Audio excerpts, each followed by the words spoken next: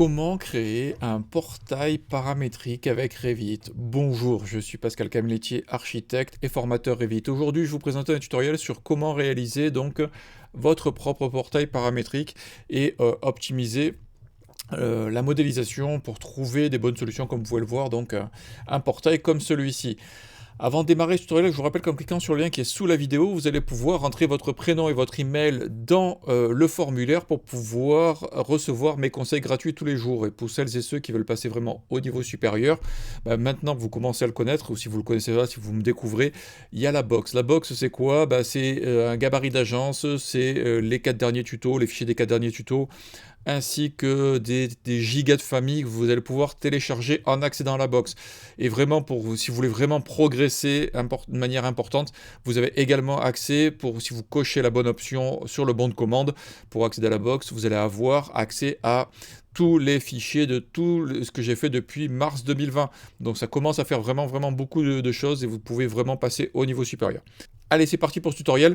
Donc juste pour info, c'est une question qui m'a été posée par un de mes abonnés de la box et qui voulait savoir comment modéliser un portail. Donc j'ai réalisé un portail paramétrique. Vous allez pouvoir voir comme ceci. Allez, c'est parti. Alors, comment réaliser un portail comme celui-ci? Vous allez voir, c'est une succession, une imbrication de différents éléments pour pouvoir le faire. C'est beaucoup plus pratique de le travailler comme ça, j'ai trouvé, plutôt que de devoir avoir quelque chose qui soit d'un bloc et plus compliqué à gérer. Alors comment ça se passe? Simplement, quand vous sélectionnez ici, on va faire modifier la famille. Alors, modifier la famille, en fin de compte, c'est une famille. On voit que c'est une famille d'éléments.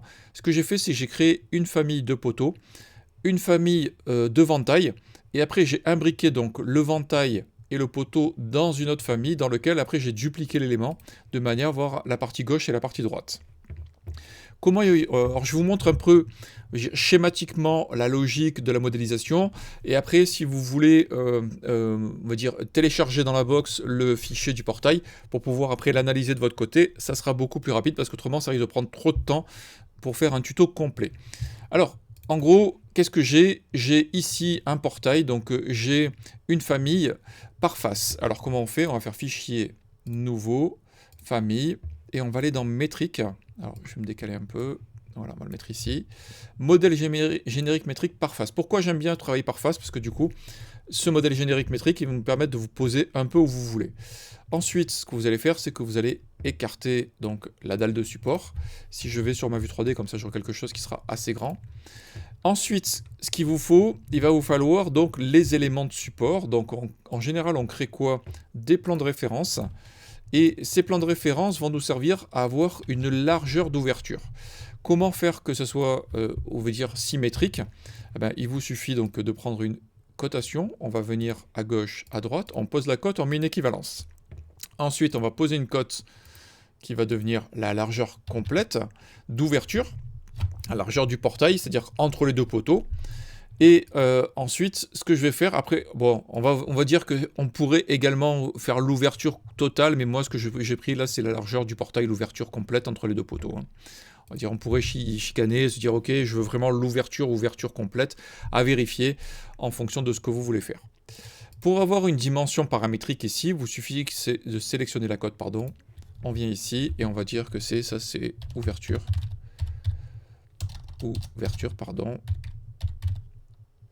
portail. Ok, donc ça veut dire que maintenant, si je viens ici dans les paramètres, ici, je vais avoir la dimension et je peux mettre 3200. Allez, hop, et là je fais appliquer et on voit que les éléments s'ouvrent, tout simplement. Ça fonctionne très bien. Donc là, je vais faire fichier enregistrer sous, et là je vais l'appeler tuto, ici, et alors, 188 démo. Voilà. Comme ça, moi, on aura ça. Maintenant que j'ai ça, ce qu'il va falloir comprendre, c'est comment je vais intégrer d'autres éléments. Alors la première chose à faire, c'est ici dans catégorie, il va vous falloir catégoriser. Là, moi, ce que je vais faire, c'est que je vais directement sur site. Je fais OK. Donc là, on a catégorisé. Si on voudrait pousser les choses un peu plus loin et faire les choses, on va dire, de manière BIM et correcte, on va descendre ici, on va aller sur le numéro OmniClass, on va cliquer là, et on va le mettre sur les équipements et fournitures qui vont aller dans le site. Voilà. Comme ça, au moins, là, vous avez vraiment quelque chose. Là, je fais un petit coup d'enregistrer pour avoir tous les paramètres. Maintenant, ce qu'on veut, c'est on va avoir besoin d'un paramètre de matériaux. Donc on va cliquer ici, on va chercher la donnée matériaux et on va l'appeler matériaux portail. Matériaux, pardon, portail.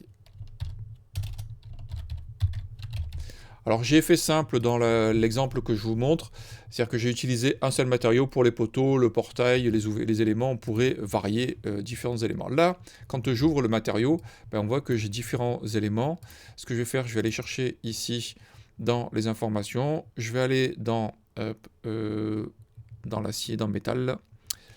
Métal, il est là, et je vais chercher... Alors, moi, ce que j'aime bien, c'est prendre les matériaux qui n'ont pas le triangle, parce qu'ils sont, on va dire, de meilleure qualité, plus poussés au niveau des matériaux. Si vous voulez avoir plus d'informations sur la formation rendue, je donne pas mal d'informations. Voilà. Là, il n'a pas pris le bon, donc du coup, il l'a pas intégré, pardon. Hop, hop. Donc là, on va faire métal, pardon. Il est où mon métal? Voilà, hop, je le monte de manière à utiliser et je fais OK. Et là, j'ai ce matériau qui est paramétré. Voilà, un petit coup d'enregistrer. Maintenant, ce qu'on va faire, c'est qu'on va aller dans la famille de portail ici, paramétrique, et on va cliquer et vous voyez que si je reviens ici, j'ai la même chose, hein, ce que j'ai fait ici. Et j'ai d'autres paramètres qui vont me permettre d'avoir donc là une demi-longueur, etc. Donc j'ai fait, on va dire, une formule de manière à gérer l'ouverture du portail, la hauteur du poteau, l'ouverture du portail. Donc j'ai rajouté des paramètres de manière à pouvoir modifier ça. Là, ce qu'on va faire, c'est modifier la famille, de manière à vous montrer que, voilà, j'ai une imbrication. Donc là, j'ai ce poteau. Le poteau, quand je le sélectionne ici, alors on a plusieurs éléments. C'est une extrusion simple que j'ai réalisée en fonction d'un profil. Alors là, c'est la forme vide, pardon. Donc là, je vais tabuler. Voilà. L'extrusion, donc c'est un carré hein, que j'ai monté comme ça, que j'ai extrudé simplement par rapport à la face. Et ensuite, donc comme vous l'avez pu le voir, j'ai fait une forme vide. Donc c'est une extrusion de forme vide, on le voit ici, modèle générique métrique vide, pour pouvoir avoir à creuser l'élément. J'ai fait un chapeau donc avec une extrusion sur le dessus. J'ai rajouté donc un élément rectangulaire sur lequel j'ai fait une division d'une forme vide qui m'a permis donc de pouvoir avoir cette forme qui correspond à ce qui a été réalisé en fonction des éléments. Là, j'ai fait un support comme ça. Si je vais sur une élévation, hop là, hop, on voit que j'ai créé donc un paramètre de hauteur du poteau. J'ai une hauteur donc ici du ventail qui me permet de gérer la différence. J'ai créé ici un support avec des codes qui sont bloqués de manière à pouvoir avoir un plan de référence de support et gérer ma hauteur. Voilà, tout simplement. Donc là pour le poteau. Maintenant, on voit que j'ai imbriqué dedans donc le ventail. Donc là aussi, je fais modifier la famille. Et là, c'est la même chose, c'est une famille par face également. Et vous voyez que j'ai fait une extrusion des éléments de bloc, tout simplement, avec une forme vide qui va venir découper ces éléments-là en fonction de ce que vous voulez. Donc tout simplement, vous suffit de réaliser la même chose. Donc là, on vient. Évidemment, on a un plan de référence de support. On va avoir toujours des dimensions qui, si on veut des dimensions bloquées, ben donc du coup, on va verrouiller, cadenasser. Comme toujours, ça vous permet d'avoir les éléments. Et là, vous allez donc verrouiller les éléments pour que ça puisse travailler de concert. Alors là, vous voyez que j'ai ma forme vide. Donc si j'extrude, voilà, vous voyez, j'ai fait des éléments qui me permettent de découper. Alors si j'en rajoute, hein, hop, ça veut dire que là, si je valide, je vais voir une nouvelle rayure qui a été créée sur mon élément. Là, il faudrait donc du coup que je recharge ça dans ma famille, etc., etc., dans les 3 familles qui vont être imbriquées. C'est vraiment très simple à réaliser. Donc là, encore une fois, dans les paramètres, j'ai l'épaisseur du panneau, l'épaisseur du ventail, la hauteur du ventail et la longueur du demi-portail. Donc là, j'ai ces paramètres-là. Une fois que j'ai chargé ces paramètres, alors je vais revenir en arrière, dans l'ensemble, quand je sélectionne ici, il vous faut faire modifier le type. Et il est important que vous ayez ici, cliquez ici pour attribuer et mettre en correspondance dans la famille qui reçoit les éléments. Donc là, si je reviens sur... Alors, je vais fermer pour éviter de me perdre.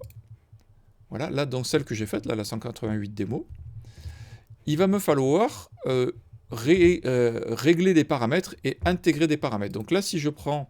Alors, je ne prends pas celui-ci, je vais prendre celui-ci. Je vais charger dans 188 démo. Je vais avoir mon portail, mon demi-portail que je vais placer. Voilà, on le place ici. On va faire aligner ici par rapport à ce plan de référence. On verrouille. Je fais un aligné par rapport au centre, ici, et là je verrouille. Et on se rend compte que, malgré tout, le problème, c'est que mon ouverture de portail n'est pas bonne par rapport à ma famille qui a été imbriquée. Donc pour pouvoir faire la correspondance, il va me falloir une demi-longueur moins 30 mm, parce que l'élément fait 60 mm ici. Donc je veux le diviser en deux. Donc il va me falloir faire un paramètre qui va faire la demi-longueur moins 30 mm. Donc là je vais ici. Je vais créer un paramètre de longueur. Donc on va dire longueur portail. Alors demi-portail, on va marquer. Comme ça au moins, ce sera plus clair. OK. Et là, je vais lui créer un paramètre. Ça va être, donc, je vais chercher ça. Je vais ouvrir la parenthèse. Je colle ici. Divisé par 2. OK. Et je ferme la parenthèse. Et, pardon. Ici, moins... Je crois que c'est 30 ou 35, je vais vérifier. Alors, je vais mettre 30, mais je crois que c'était 35. Pour vérifier. Et là, maintenant, je sélectionne ici. Je vais modifier le type. Et là, la longueur ici, je vais lui dire que c'est ma longueur de demi-portail. Appliquer, OK. Donc là, c'est bien 35, c'est ça ce qui me semblait. Je crois que j'ai 35 mm pour avoir l'ouverture. OK. Et là, maintenant, il me suffit simplement de faire une symétrie par rapport à l'axe. OK. Attention, pensez à bien cadenasser les éléments. Donc là, vous tabulez pour attraper le plan de référence et cliquez là-dessus. Vous alignez ici, également ici. Et ce qui veut dire que si maintenant, vous changez la longueur donc, du portail, 3500, hop, vous faites appliquer et vous allez avoir la longueur qui va automatiquement s'adapter. Ensuite, comme toujours, c'est-à-dire que là, sur ce paramètre-là, j'ai des hauteurs de poteau, la hauteur du ventail, etc., le centre du poteau, si j'avais envie de le décaler. Il va me falloir donc créer un paramètre dans la famille qui reçoit et mettre la liaison. Donc, c'est-à-dire que je sélectionne, modifier le type et je vais sélectionner ici pour associer les paramètres de famille. Voilà, c'est quelque chose, là c'est un tuto rapide pour vous montrer comment réaliser donc une famille paramétrique de portail. Vous voyez, c'est assez facile, c'est vraiment de l'imbrication de l'un dans l'autre, c'est-à-dire que vous allez avoir premièrement la famille de poteaux, dans lequel on va venir mettre le ventail, et après la famille de ventail plus poteau qu'on va mettre dans une famille qui va être la famille de portail. Et vous allez faire des liaisons d'éléments les uns avec les autres. J'espère que ça aura été clair pour vous. N'hésitez pas à liker, à partager. Vous me posez toutes vos questions sous la vidéo. Je rappelle et je donne l'information, j'ai créé un email spécifique pour les tutos. Donc c'est tuto@architecte-paca.com. Pour savoir, vous avez envie d'avoir un tuto, vous avez une question spécifique que vous voulez voir sur ma chaîne YouTube, vous m'écrivez à cette adresse mail pour pouvoir recevoir tout ça. Et comme toujours, pour passer au niveau supérieur et à la box, vous n'hésitez pas à vous abonner. Je vous dis à la semaine prochaine pour un nouveau tuto. Merci, à bientôt, au revoir.